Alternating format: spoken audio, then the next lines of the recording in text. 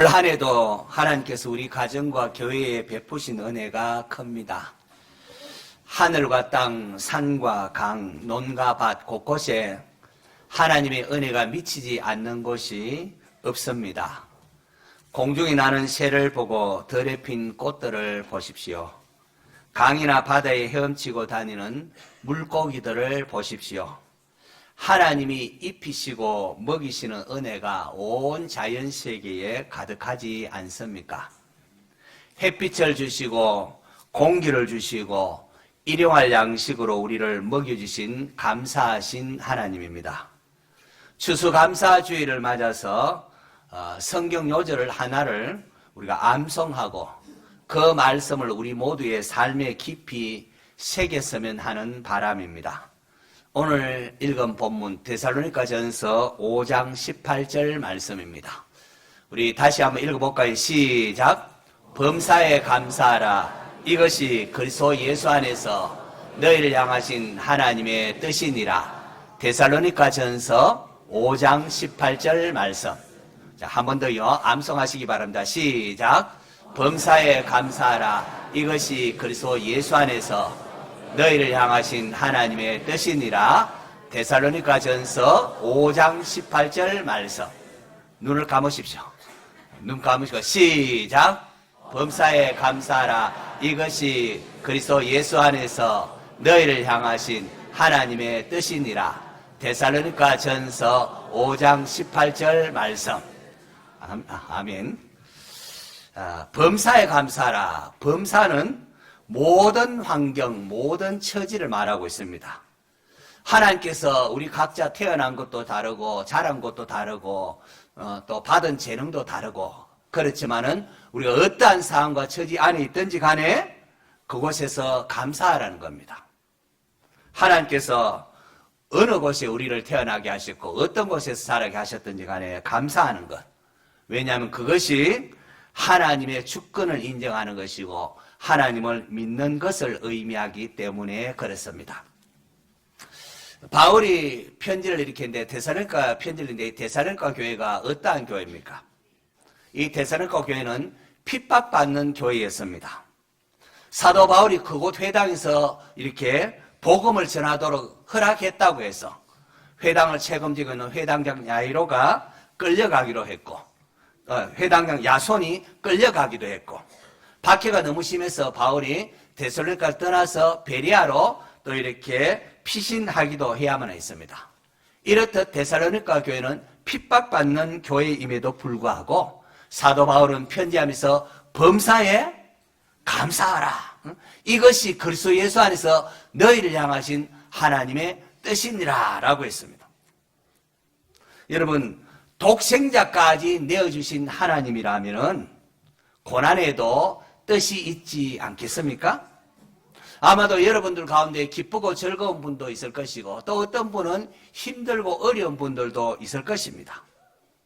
우리가 어떠한 곳에 있든지 간에 구원의 하나님을 믿고 내가 처한 곳에서 감사하는 성도 되시기 바랍니다. 우리는 우리에게 주어진 숙제만 하면 됩니다. 범사에 감사하라고 했으니까 어떤 상황 속에 있든지 간에 하나님 여기도 하나님 뜻이 있는 줄 알고 선한 길로 인도한 줄을 믿고 감사합니다. 우리 숙제만 하면 됩니다.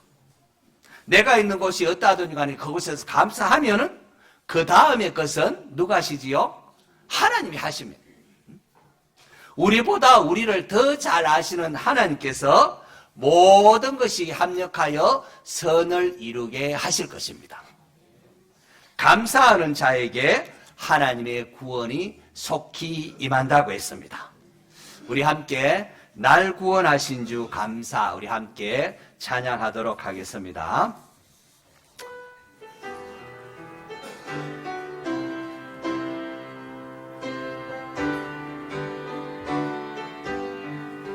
날 구원하신 주 감사, 모든 것 주신 감사, 출한 추억이네 감사, 주 내 곁에 계시네, 향기로운 봄철에 감사, 외로움을 날날 감사, 사라진 눈물도 감사 나의 영혼 평안에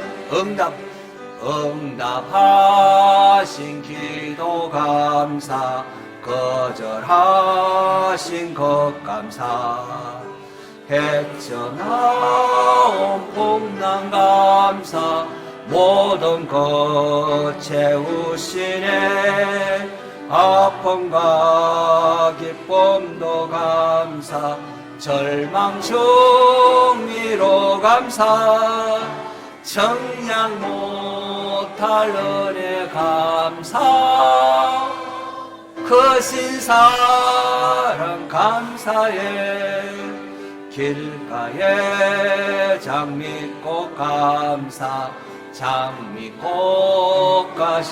감사 따스한 가정 희망 주신 것 감사 기쁨과 슬픔도 감사 하늘 평안을 감사 내일의 희망을 감사 영원토록 3절 길가에 우리 두 손 들어 갑시다.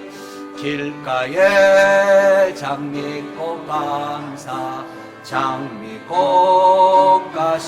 감사 따스한 가정 희망 주신 것 감사 기쁨도 슬픔도 감사 하늘 평안을 감사 내일의 희망을 감사 영원토록 감사해. 성도 여러분, 우리 신앙생활은 다른 게 아니라 하나님의 은혜에 감사하는 것입니다. 하나님께서 안식일을 지키라, 11조를 드리라, 각종 절기마다 여호와께 주신 복을 따라서 힘대로 드리라. 이 모든 것이 다른 게 아니고 우리에게 감사할 줄 알아는 거죠. 베푸신 은혜에 감사할 줄 알아는 겁니다. 하나님께서 뭐가 부족해서 우리에게 이런저런 것을 요구를 하겠습니까? 누가복음에 보면은 17장에 10명의 나병 환자가 등장을 합니다. 예수님께서 사마리아 지방으로 이렇게 지나가실 때에 나병 환자 10명이 멀리서 예수를 향하여 부르짖습니다. 예수 선생이여 우리를 불쌍히 여기소서. 우리를 좀 불쌍히 해달라고 외쳤습니다. 그래서 예수님께서 가서 제사장들에게 너희 몸을 보이라 라고 하셨습니다. 이 예수님의 말씀에 순종하여 그들이 제사장들에게 가다가 10명의 나병 환자가 모두 고침을 받았습니다. 주님의 말씀에 순종할 때에 기적이 나타나고 하나님의 은혜가 임했습니다. 자, 그러자 어떻게 됩니까? 그 중에 사마리아 사람 한 사람이 예수님께 돌아와서 예수님의 발을 붙잡고 감사합니다 하고 감사를 했습니다. 예수님께서 물으셨습니다. 10사람이 다 깨끗함을 받지 아니하였느냐? 그 9은 어디 있느냐? 9을 찾으셨습니다. 주님이 나머지 9 어디 갔는지 몰라서 물은 게 아닙니다. 감사할 줄 모르는 우리 인생들에게 감사를 가르치기 위함이었습니다. 성도 여러분, 나머지 9이 어디 있느냐? 자, 이것이 여러분 누구를 향한 주님의 음성이겠습니까? 매일매일 숨쉬며 살아가는 모든 것이 하나님의 은혜인데 여러분 감사하는 삶을 살아가고 있는지요? 하나님께 나아가서 구하기는 잘하면서도 하나님의 은혜에 받은 은혜에 감사하기는 참 인색하고 잘 모르는 우리들입니다. 구하는 것은 많은데 감사에 인색한 우리들의 모습인데요. 우리가 알아야 하는 것은 하나님께서는 작은 것에 감사하는 자에게 많은 것을 맡기시고 더 많은 것을 주시는 하나님이십니다. 믿으시기 바랍니다. 예수님께서 행하신 기적들이 많은데 사복음서에 모두 기록된 이적은 하나가 있습니다. 그게 오병이어로 5,000명을 먹이신 기적입니다. 물고기 2마리와 떡 5개로 5,000명을 먹이는 놀라운 이적을 예수님께서 행하시는데 그 이적을 행하시기에 앞서서 예수님께서 무엇을 행하셨는지 요한복음 6장 11절 한번 같이 읽어볼까요? 같이 읽습니다. 시작.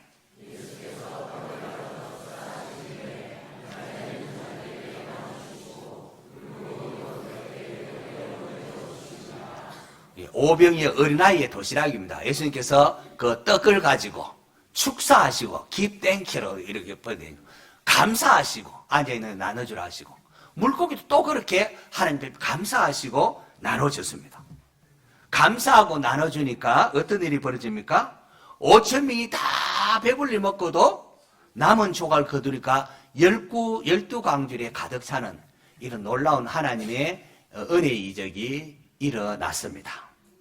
요한복음에는 특별히 7가지 이적을 표적이라 하면서 기록하고 있는데요. 마지막 표적, 마지막 하이라이트로 기록된 표적이 죽은 나사로를 살리는 표적입니다. 예수님께서 죽은 나사로를 살리기 전에 무엇을 하셨는지 요한복음 11장 41절을 우리 또 같이 한번 읽겠습니다. 시작.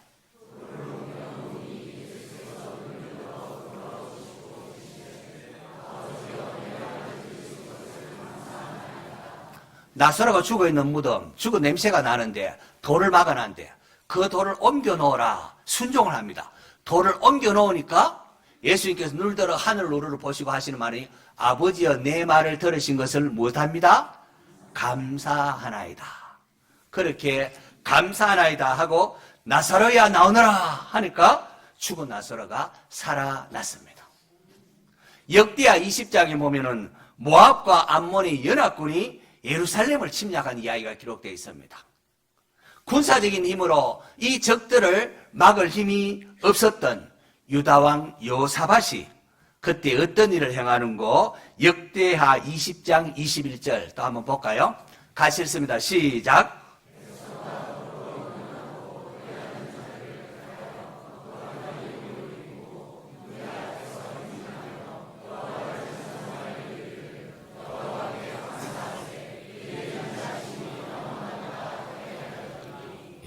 도무지 어떻게 할 방법이 없을 때에 백성들과 더불어 의논을 하고는 어떻게 하는가 하니까 거룩한 내복을 입히고 군대 앞에 행진하기를 여호와께 찬송한데 어떻게 하는가? 여호와께 무엇하세? 감사하세. 여호와께 감사하세. 그의 인자심이 영원하도다. 이렇게 찬송을 해버립니다. 그러니까 성경을 보니까 그 노래와 찬송이 시작될 때에 그 찬송이 시작될 때에 여호와께서 복병을 두어 유다를 치러 온 암몬 자손과 모압 자손과 세일산 주민을 치게 하심으로 이스라엘로 승리케 하였다라고 했습니다. 하나님이 얼마나 감사하는 자에게 은혜를 베푸시기를 즐겨하는지 우리가 알 수 있지 않습니까? 삶이 힘들고 어려운 분들이 있습니까? 하는 일이 제대로 풀리지 아니하고 일이 이렇게 자꾸만 엉키는 사람들이 있습니까? 추수감사주의를 맞아서 하나님 앞에 감사의 마음을 드려보시기를 바랍니다. 시편 50편에 보시면은 감사로 제사를 드리는 자가 나를 영화롭게 하나니 그의 행위를 옳게 하는 자에게 감사하는 게 옳다는 겁니다. 옳게 하는 자에게 내가 하나님의 구원을 보이리라 라고 했습니다. 하나님께서 우리에게 원하시는 것은 살찐 송아지나 양이나 염소가 아닙니다. 이게 다 하나님의 것인데 하나님 뭐가 그걸 원하시겠습니까? 내가 수소의 고기를 먹으며 염소의 피를 마시겠느냐? 감사로 하나님께 제사를 드리며 지존하신 이에게 내 서원을 갚으며 환난 날에 나를 부르라. 내가 너를 건지리니 내가 나를 영화롭게 하리로다 라고 했습니다. 환난 날에 나를 부르라. 그 앞에 뭐를요? 감사함으로 하나님께 제사를 드리면서 하나님께 부르짖으라. 하나님 앞에 감사하고 감사함으로 하나님께 아를 때에 모든 지각이 뛰어난 하나님의 평강이 여러분의 마음과 생각을 지키신다고 했습니다. 하나님께서 원하시는 제사는 무엇보다도 성도들의 감사입니다. 홀터 아동복지회에서 일하는 박창우님께서는 세상 모든 아이는 가정을 가질 권리가 있습니다 라는 책이 있는데요.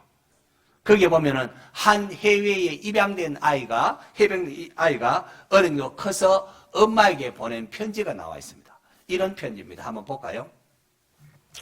엄마, 저를 낳아주셔서 고마워요. 전 진심으로 엄마가 행복하게 살아가기를 바라요. 엄마, 저는 이제 28살이 되었어요. 엄마가 저를 가졌을 때와 같은 나이에요. 저는 노르웨이에서 잘 지내고 있어요. 원망이나 미움 따윈 전혀 없다는 것을 꼭 말씀드리고 싶어요. 이런 내용. 저는 이거를 읽을 때마다 얼마나 감동이 되는지 모르겠습니다. 자기를 버렸다고 부모를 원망하기보다 도리어 아마 상과 형편이 있을 텐데 나를 그래도 낳아주셔서 감사하다고, 낳아주신 것만으로도 감사하는 이 사람, 정말 멋있는 사람 아닙니까, 여러분? 우리가 이러한 감사의 마음을 가질 수가 있다면 우리가 살아가는 세상이 얼마나 밝아질까요? 그리고 입양아를 이렇게 감사할 줄 아는 그런 사람으로 키운 그 부모를 생각하면 참, 그 부모는 얼마나 훌륭한 인격을 가졌고 그분들 또한 얼마나 감사하는 마음을 가졌을까, 그런 생각이 들었습니다. 우리 서로에게 조그만 어떤 일이 있을 때에 감사할 줄 아는 그런 성도 될 수 있기를 바랍니다.